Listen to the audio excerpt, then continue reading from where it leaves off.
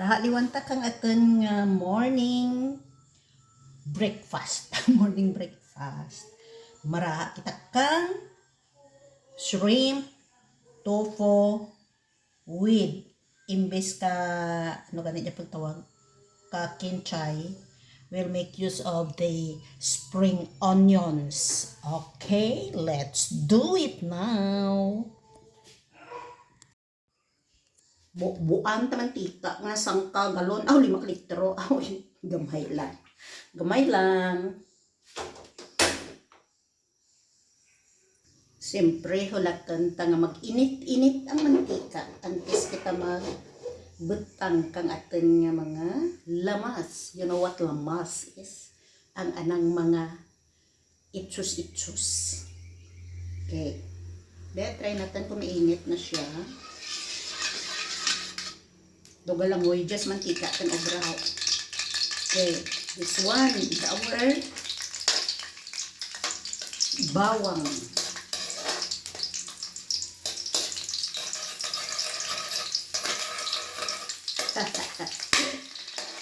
Toasted na talaga bawang at toasted.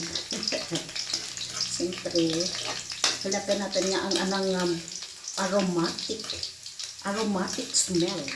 Magwa. Then, after that, our sibuyas or onions.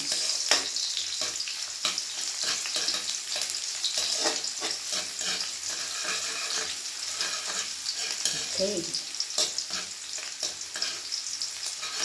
Then, our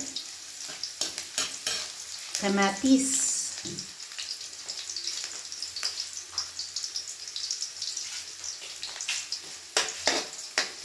Siyempre, palo translucent ano ito nga sibuyas, antis, ang atin nga kamatis. Okay, the kamatis, 2 pieces of kamatis.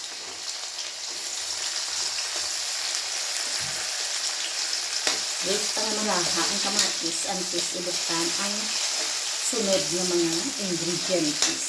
Okay. Once the kamatis will soften, pag naluto ang ating kamatis, siyempre, isunod ta ang ating tukwas.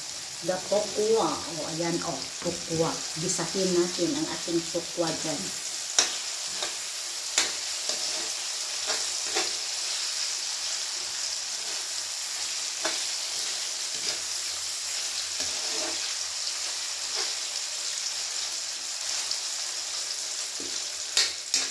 Okay, alright na siya, no?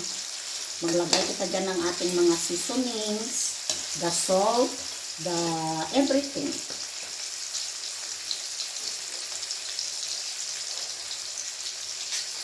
Okay, here's our salt. The salt. The soy sauce. Okay. Lagay tayo ng black pepper.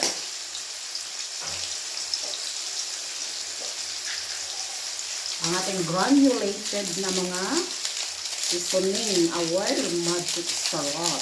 Okay, para magiging magic ang sarap niya.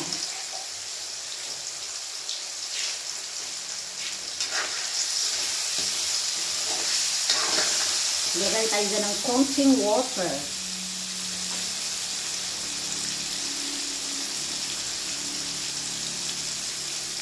Maybe half cup only. Half cup until na maluto ang ating tukwa. Okay, the tukwa. Basta nga magraha-raha gawa ng tukwa. So, that's it.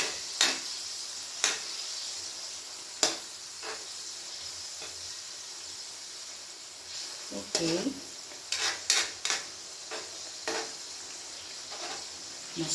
Masarap ito mamaya. Tingnan nyo. Okay. Medyo mahina lang ang apoy hanggang sa maluto natin ang ating. Kapag malakas ang apoy, siyempre, dasig maubos ang nga tubig dyan. Dasig magmara. See? What will happen? Mawadaan takrot sa baw na dyan tra. Okay?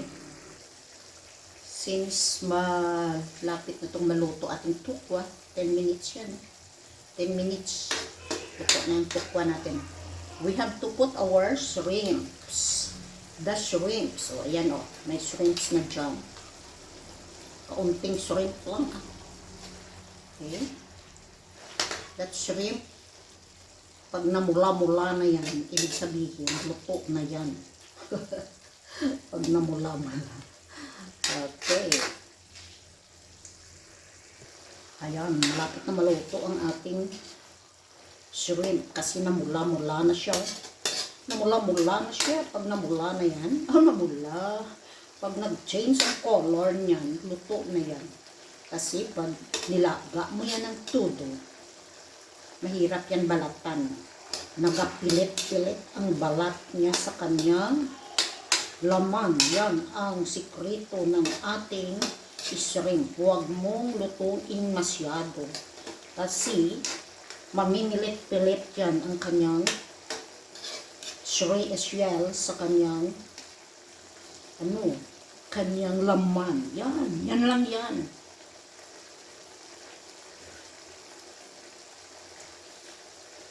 Swabe na. So, we have to put our spring onions. Ayan, luto na kasi yan. That will be our secret dyan. Oh, secret. The secret of our ulam sa ngayon. The spring onions. Maganda sana ito pag kimchay ang ginamit. Kaso wala tayong kimchay dito sa Antique nga nakita. Namangkot ko dyan sa market to sa may San Jose. Wala ko nakikita to. Ang bay lang sa mall. Sa Iloilo ko dyan sa may atrium. Kaso Dugyas Antique daw rakot nakita ka dyan. So that's it. Ganon lang. Luto na ang ating shrimp with tukwa at kinamatisan. Okay? Patayin na natin.